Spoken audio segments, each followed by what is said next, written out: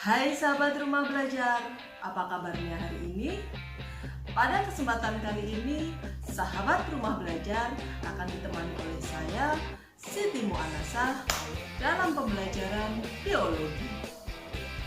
Sahabat rumah belajar tentunya sudah tahu bukan bahwa tumbuhan memiliki organ vegetatif dan organ generatif. Yang termasuk organ vegetatif adalah daun, batang, dan akar, sedangkan yang termasuk organ generatif adalah bunga. Kira-kira bagaimana ya susunan jaringan penyusun organ tersebut? Nah, pada kesempatan kali ini kita akan mempelajari tentang struktur anatomi pada organ daun. Dengan tujuan agar sahabat rumah belajar semuanya bisa menjelaskan tentang bagaimana sih struktur anatomi pada daun dan juga bisa membedakan antara struktur anatomi daun dikotil dengan monokotil. Daun merupakan bagian tumbuhan yang umumnya berbentuk lembaran pipih dan berwarna hijau. Meskipun memang tidak semua tumbuhan punya daun yang demikian. Contohnya daun pinus, dia berbentuk seperti jarum. Atau daun padabaya merah, warnanya tidak hijau loh, tapi merah.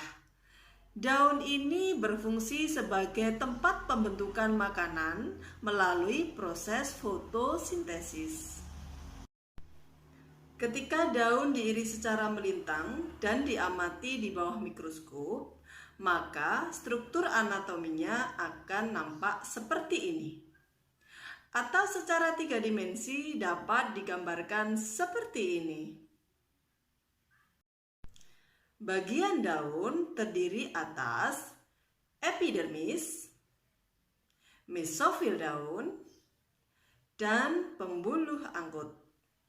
Apa sih fungsi masing-masing bagian tersebut? Mari kita pelajari lebih lanjut.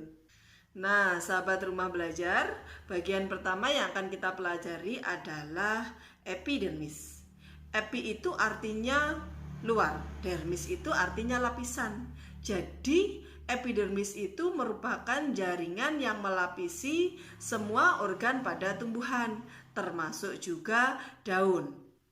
Karena daun tadi diiris secara melintang ya, maka anatominya akan nampak ada epidermis atas dan ada epidermis bawah. Epidermis atas disebut juga permukaan adaksial dan yang bawah disebut juga abaksial. Sel-sel epidermis ini juga mengalami penebalan dinding oleh zat yang namanya kutikula. Penebalan dinding ini tidak terjadi di seluruh permukaan dinding sel dari epidermis, namun hanya terjadi pada dinding sel epidermis yang menghadap keluar. Makanya pada daun itu akan nampak mengkilap. Adanya lapisan kutikula ini berperan untuk mengurangi penguapan air secara berlebihan. Pada epidermis terdapat juga derivat epidermis seperti stomata. Stomata ini berperan dalam proses pertukaran gas.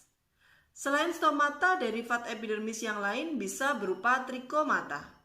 Trikomata ini akan nampak seperti rambut-rambut halus di permukaan daun.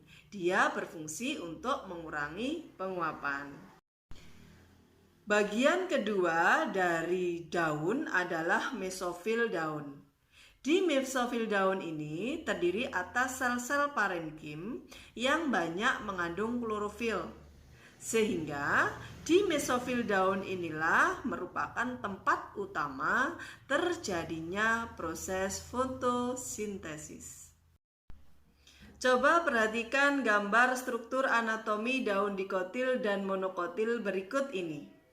Jika sahabat rumah belajar perhatikan, ada perbedaannya bukan? Perbedaan ini terlihat jelas di bagian mesofil daunnya.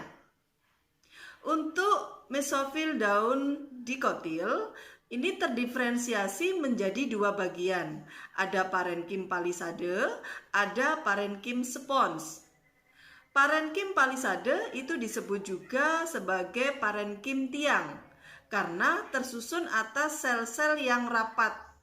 Dia juga lebih banyak mengandung klorofil. Sedangkan untuk parenkim spons disebut juga sebagai parenkim bunga karang karena memiliki sel-sel yang tersusun renggang. Dari sel-sel yang renggang ini muncullah banyak ruang antar sel yang memungkinkan terjadinya pertukaran gas. Selain itu, di bagian parenkim palisade ini sel-selnya juga memiliki klorofil yang lebih sedikit.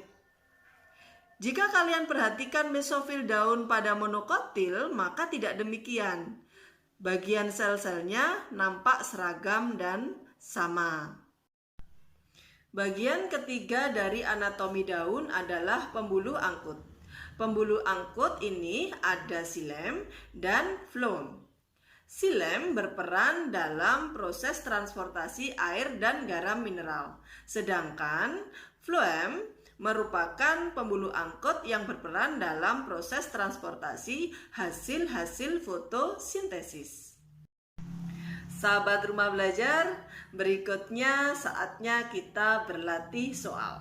Oke? Untuk soal yang pertama, jaringan yang paling berperan dalam fotosintesis terbesar adalah A. Epidermis daun, B.